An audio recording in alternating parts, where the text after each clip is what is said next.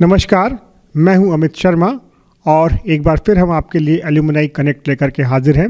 जैसा कि आपको पता है कि पत्रकारिता और जनसंचार विभाग के तहत हम हर महीने में आपके लिए एल्यूमिनाई कनेक्ट लेकर के आते हैं और जिसके तहत हम पत्रकारिता के छात्रों को जो उनके सीनियर्स हैं उनसे रूबरू करवाते हैं ताकि जो हमारे जूनियर छात्र हैं जो अभी पढ़ रहे हैं वो ये सीख सकें, समझ सकें कि आगे प्रोफेशनल दुनिया में उन्हें किस तरीके के स्किल्स डेवलप करने हैं और किस तरीके से अपनी पर्सनालिटी को और आगे ग्रो करना है।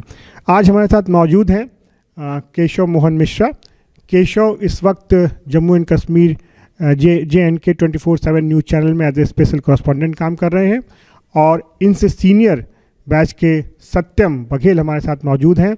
सत्यम बघेल इस वक्त जी न्यूज़ का जो डिजिटल प्लेटफॉर्म है वहाँ पे एज ए सब एडिटर काम कर रहे हैं और साथ ही हमारे साथ मौजूद हैं तुषार वधावन। तुषार रेडियो जॉकी हैं और महारानी रेडियो में एज ए रेडियो जॉकी काम कर रहे हैं जो फरीदाबाद में डिजिटल चैनल है रेडियो का। आप सबका बहुत बहुत स्वागत है सत्यम, केशव एंड तुषार। सबसे पहले मैं आपसे जानना चाहूँगा कि जब आप यहाँ के स्टूडेंट थे और यहाँ पढ़ते थे IMT में तब की कई सारी खट्टी मीठी यादें होंगी और आज आप सब कॉलेज से बाहर निकल के अपने अपने प्रोफेशनल दुनिया में काम कर रहे हैं, तो वो क्या यादें हैं जो अभी भी आपके मन में बसी हुई हैं कॉलेज की? केशव, मैं आपसे शुरू करना चाहूँगा।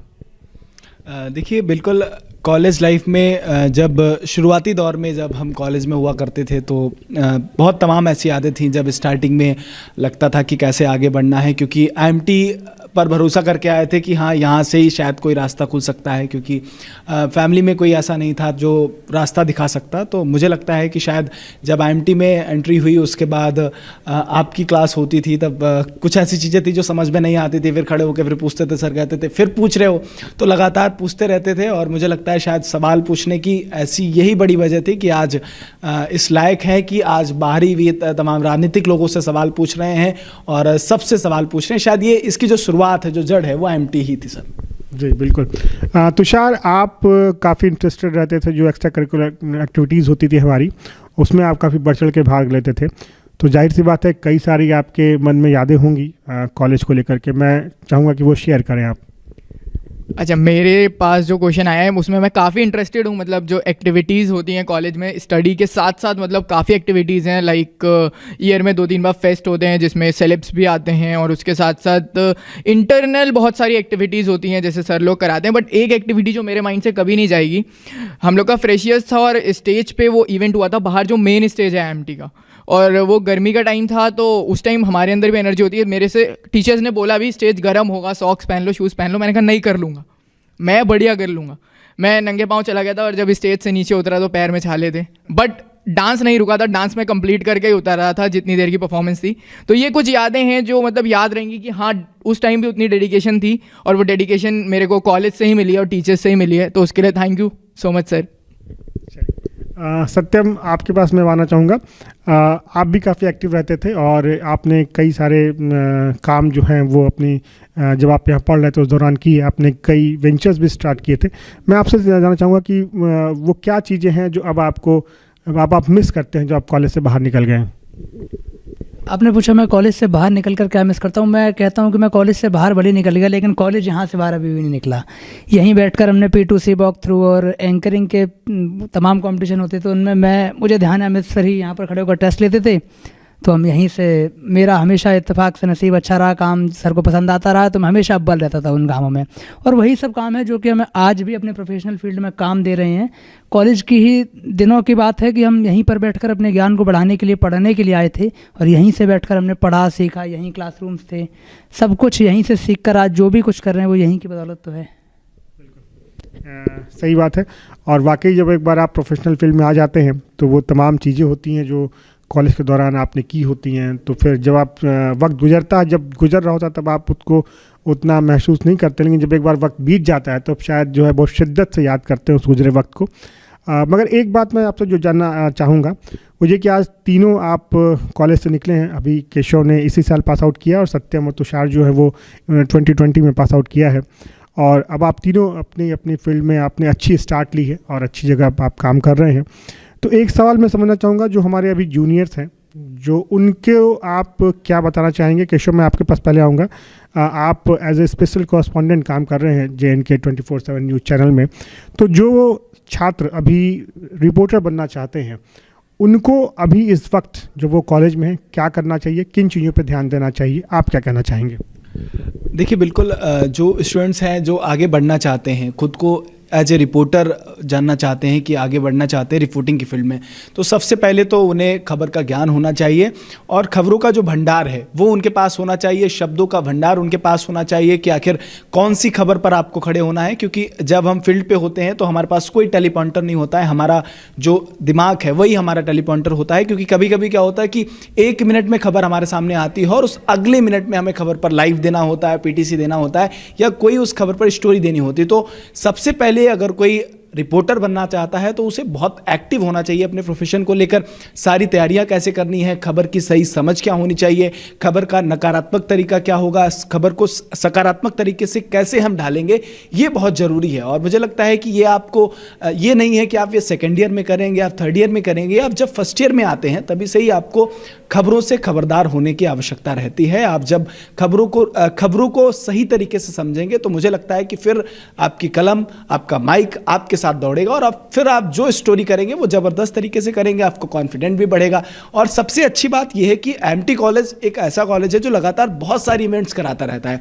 तो आप सबसे पहले उन तमाम इवेंट्स में पार्टिसिपेट करिए, जो स्पीच कॉम्पिटिशन होती हैं, PTC कॉम्पिटिशन होती हैं, एंकर्स के लिए जो कॉम्पिटिशन होती है, उन सारी कॉम्पिटिशन में अगर आप अपने आप को परफेक्टली अगर आप प्रूव कर पाएंगे तो ये ज़रूर आगे आने वाले समय में आपके सामने देखने को मिलेगा कि आप बाहर भी अच्छा करेंगे, क्योंकि आपका कॉन्फिडेंट यहाँ पर बिल्ड हो जाएगा। आपकी गलतियां जो सीनियर्स हैं वो बताएंगे और वो गलतियां आपको समझ में आएंगी, उन गलतियों पर काम करके आप आने वाले समय में बहुत बेहतर कर पाएंगे। जी सत्यम, मैं आपसे ही जानना चाहूँगा अब इसके बाद कि आप जो है वो जी न्यूज़ के डिजिटल प्लेटफॉर्म पे काम कर रहे हैं, तो ये डिजिटल दुनिया जो अब नई उभर रही है उसमें आने के लिए जो अभी छात्र हैं, जो अभी पढ़ रहे हैं, उनको किस तरह से अपनी तैयारी करनी चाहिए? और चूँकि आप कंटेंट राइटिंग के क्षेत्र से जुड़े हुए हैं तो एक अच्छा कंटेंट लिखने की क्या शर्तें होती है, ये मैं आपसे समझना चाहूँगा। सर, मेरा मानना है कि आज का समय हो या आने वाला समय हो, दोनों ही डिजिटल के दौर हैं। और डिजिटल में सबसे अच्छी बात यह है कि टीवी में मानते हैं कि समय की बाध्यता है, अखबार में मानते हैं कि शब्दों की बाध्यता है कि इतना ही कॉलम जाएगा, 3 पैरा का ही जाएगा, टीवी मानते हैं कि 27 सेकंड का ही एक PTC जाएगी। लेकिन डिजिटल में कोई बाध्यता नहीं है, यहाँ आप लिखिए, फिर लिखिए, लगातार लिखिए, जितने शब्द आप लिख सकते हैं वो बढ़िया है। इसके लिए ज़रूरी यह है, शर्त यह है कि आपके पास शब्दों की कमी नहीं होनी चाहिए और ज्ञान की कमी नहीं होनी चाहिए। कुल मिलाकर लौट फिर के बात वहीं पर आती है, डिजिटल की खासियत भी यही है और ड्रॉबैक भी यही है कि डिजिटल में आप जितना चाहें उतना लिख सकते हैं। और रही बात आने वाले बच्चे उस चीज़ को कैसे आगे आउटकम कर पाएँ, तो उनका एक सिंपल सा फॉर्मूला है कि अपने आज के समय को यूटिलाइज़ करके वो अपने आने वाले समय को सुधार सकते हैं। आज कॉलेज के दिनों में वो जितना पढ़ सकते हैं, लिख सकते हैं, वही आने वाले समय में काम देने वाला है। आज की खबरें शायद उन्हें आजकल खबरों से तो काम नहीं करना हो, लेकिन ये खबरें भविष्य में काम जरूर देंगी। पुराने किस्से डिजिटल की USP है, जो हम आज जो लिख रहे हैं वो हमने पिछले दिनों में जो सीखा वो वही सब है। Thank you sir. तुषार, मैं आपसे समझना चाहूँगा, आप एज ए रेडियो जॉकी काम कर रहे हैं और बहुत सारे बच्चे आते हैं, आप भी जब आए थे तो रेडियो जॉकी बनने का शौक़ था आपको, एक अलग तरह का ग्लैमर है रेडियो जॉकी होने में, तो वो वाकई वो ग्लैमर आपको नज़र आता है आपके ऑफिस में, या वो क्या चीज़ें हैं, वो कौन से टिप्स हैं जो आप अपने जूनियर्स को देना चाहेंगे जिनको रेडियो जॉकी बनने का शौक़ है? सर, रेडियो जॉकी जैसे आपने नाम बोला तो ग्लैमर एक वर्ड साथ में जुड़ जाता है, तो वो कई पोजीशंस में हम लोग को अभी भी फील होता है, क्योंकि जब हम जैसे कहीं जाते हैं तो वहाँ स्टेज पे जब हम लोग को बुलाया जाता है, एक वो ऑनर बहुत मतलब मान्य रखता है कि हाँ रेडियो से ये आए हैं RJ एजन। उसके बाद जब हमारे पास स्टेशन में कोई आता है तो वो वहाँ पर बोलता है ना कि एक टाइम पे हम वो करते थे कि एक सेल्फी ले लें सर आपके साथ, आज कोई हमारे साथ वो चीज़ करता है तो वो चीज़ कहीं ना कहीं बेटर फील होती है और सबके साथ है। और उसका मतलब प्रैक्टिस रिहर्सल्स जो होती थी वो यहीं से शुरू करी थी। मेरे को मतलब कई चीज़ें याद हैं, यहाँ का जो MT का रेडियो है वहाँ पर मैंने सबसे पहले बोला था और वही प्रैक्टिसेस कंटिन्यू चली। अब टिप्स मैं क्या देना चाहूँगा, वो एक सबसे प्लस पॉइंट ये है कि जो मेरे को फील्ड में जाके मिला वो सबसे बड़ी चीज़ ये मिली थी कि आपको ओवरऑल स्ट्रांग होना है। एक रेडियो जॉकी को बोलने के साथ साथ क्या बोलना है वो लिखना भी आना चाहिए। इसके साथ साथ उसका डिजिटल बहुत स्ट्रांग होना चाहिए कि आने वाला टाइम जो है वो काफ़ी डिजिटल वर्ल्ड ही है।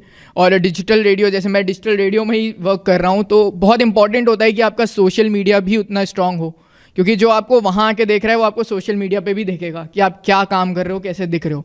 तो अपना सोशल मीडिया स्ट्रांग करना एक पॉइंट है।